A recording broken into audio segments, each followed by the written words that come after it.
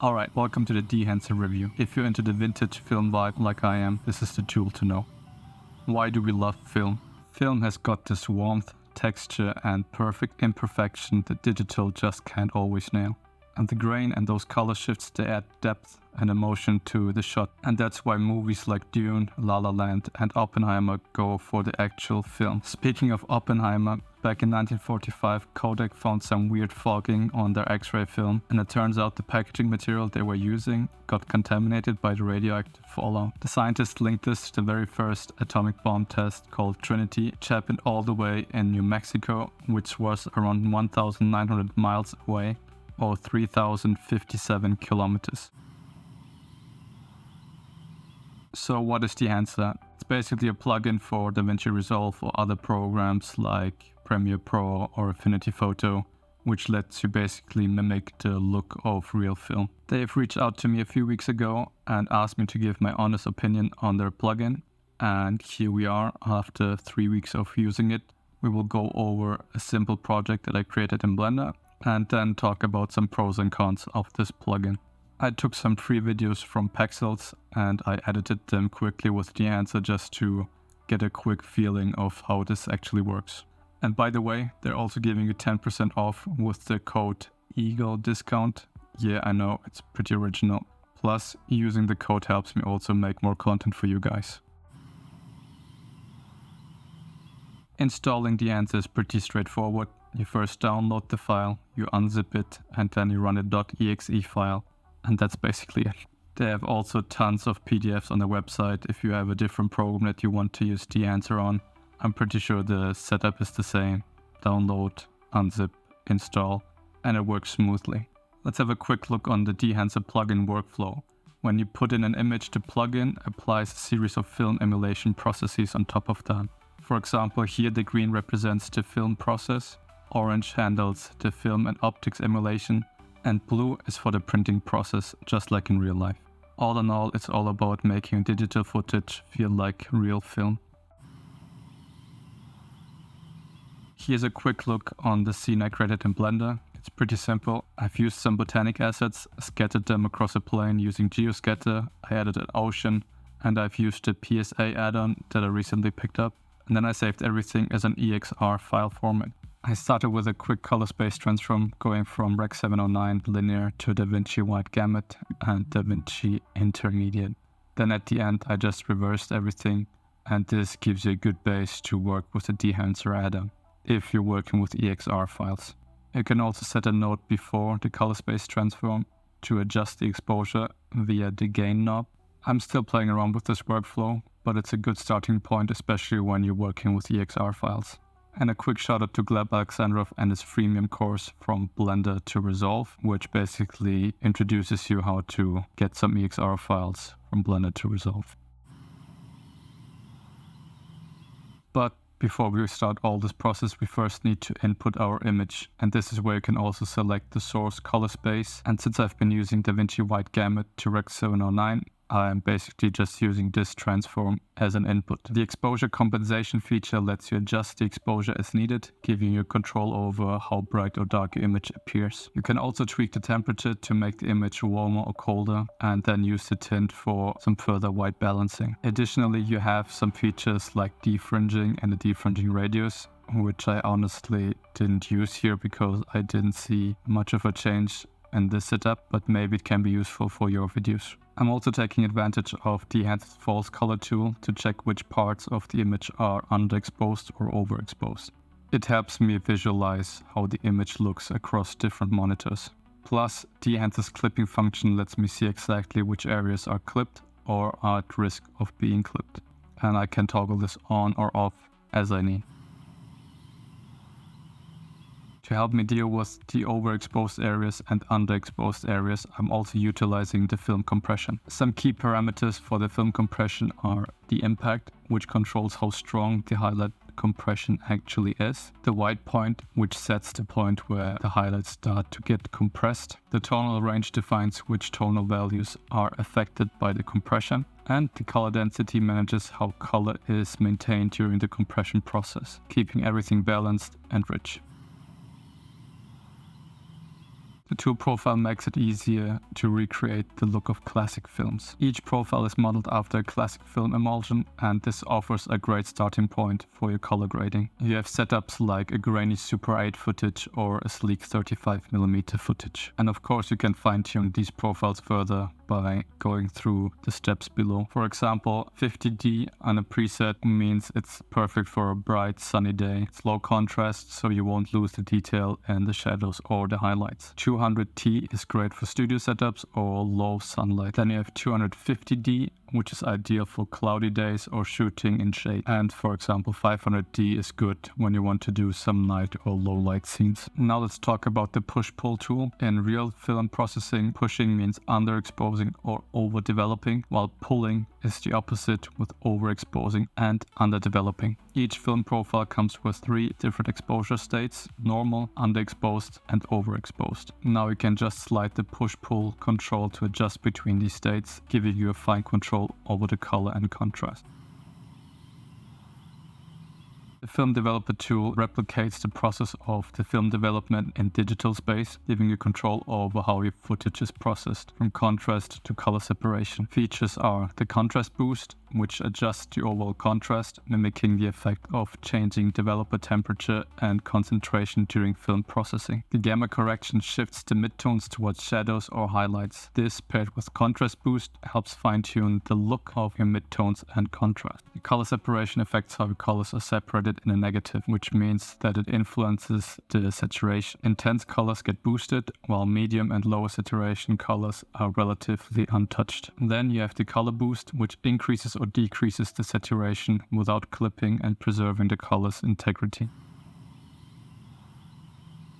If you're unsure if Dehancer is something for you, you can just go over to the website and try Dehancer for free. There's no download needed, nothing to set up, basically works straight from your browser. It needs a bit of time to calculate, but that's all. But if you want to download the images, you might need to have an account and you may be asked to pay. But here again, my code EAGLEDiscount will give you 10% off. The discount, however, does not work on the mobile version. I'm gonna say yet, maybe it will change in the future, but for now, you can also use Dehancer Mobile, but not use the code, and you might still need to pay to download the images or the videos.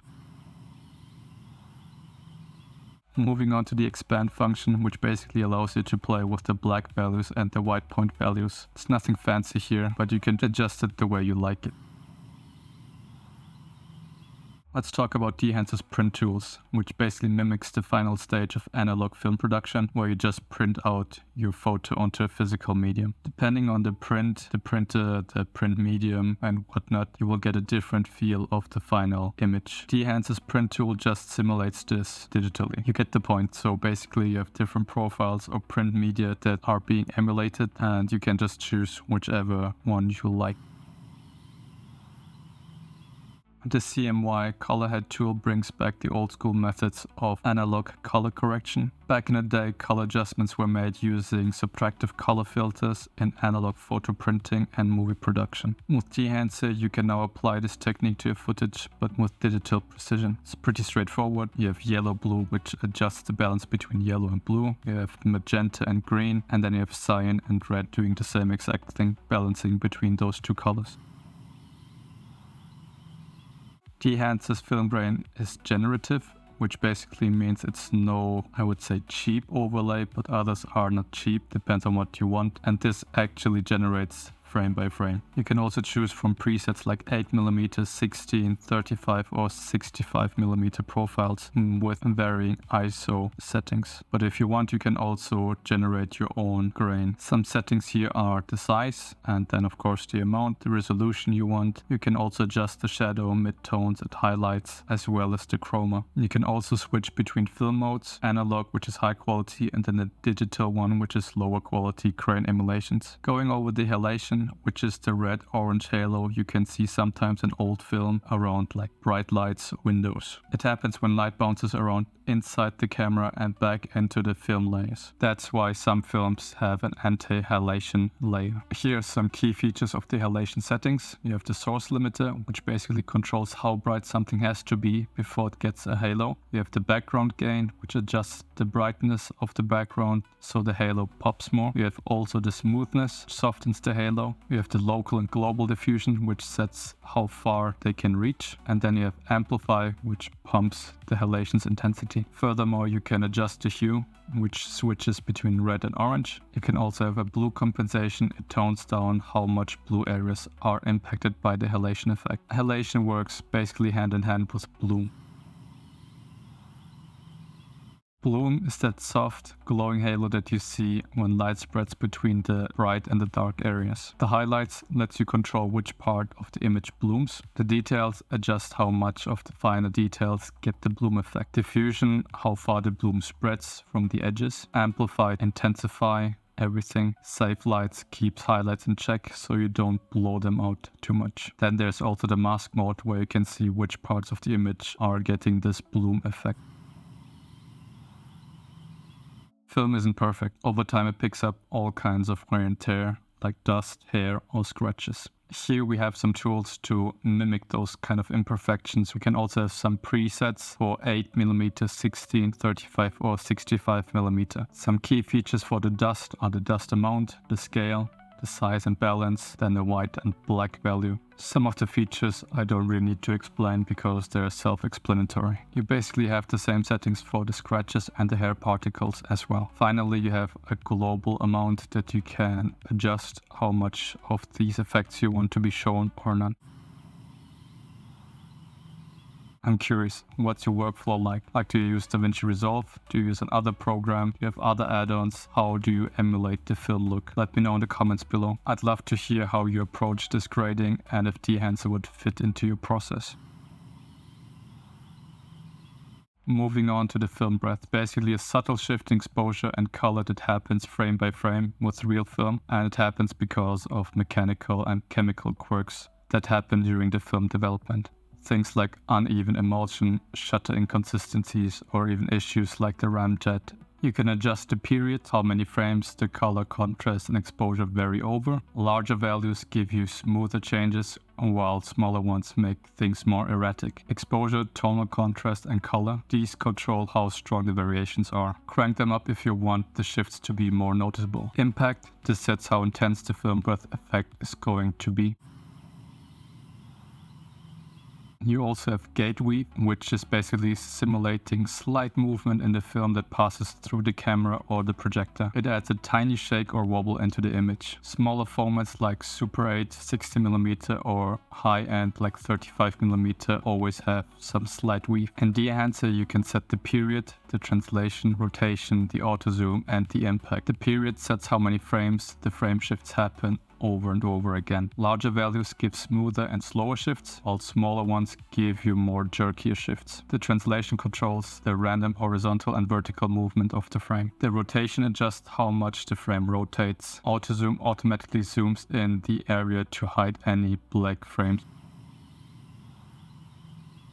Moving on to the Overscan feature. While it's interesting for some, I personally haven't found much use for it. It can give film-like appearance with options to adjust the shape, position, exposure and scale. However, you might see some film grain or damage along the outer edges where they're supposed to not be. I think I'm not a specialist. That said, you can get creative with the framing and with keyframing, whatever you like. Me personally, I don't think I will use this feature.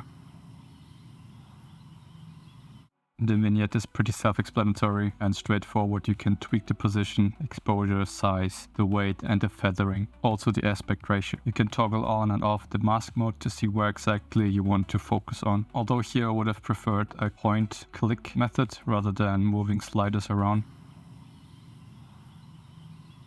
The output slider lets you control how much of an intensity you want from all the effects that you have set with the Dehancer plugin. You can go from 0% to 100%. If you like the particular way that you set up everything, you can also export everything as a LUT, and that basically gives you the look that you want. In the options menu you can choose between normal and the fast mode, or the high quality setting, which is basically rendering everything slower. My recommendation would be to work in normal and fast, and then once you render everything out, then you switch over to the high quality settings.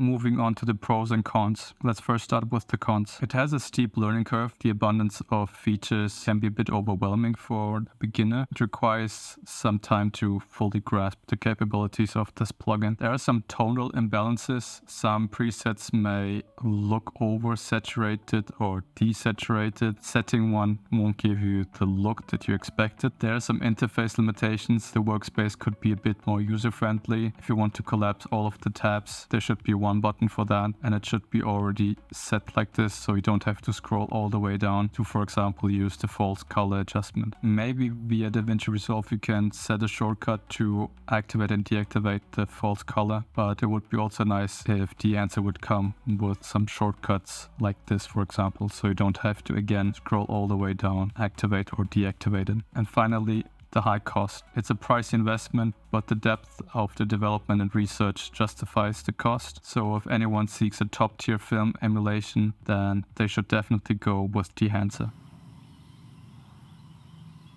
So now moving on to the pros. Dehancer has a streamlined workflow which speeds up your color grading. At the end of everything, once you learn which button does what, you can get pretty amazing results. You have authentic film emulations. The film stock reproductions are impressively accurate thanks to the research they did. It is stable and efficient. It works smoothly compared to other plugins. Depending on the licensing, there's also potential for profit if you want to create lots and sell them later on. And it is well supported. It gets regular updates. It has an active community and just works in different programs. I for one will be sticking around with Dehancer because it just gives me the results I've been looking for, and it works. You can get the look you want within 5 minutes. If you're still watching, then the Dehancer tool might be something for you, and you can get 10% off with the code EAGLE-discount. Whether you're crafting high-end projects or creating content for YouTube, it'll add an organic, filmic touch to your work. If you found this guide helpful, don't forget to like, subscribe, and hit the bell icon to help support my channel. Thanks for sticking around, and see you next time.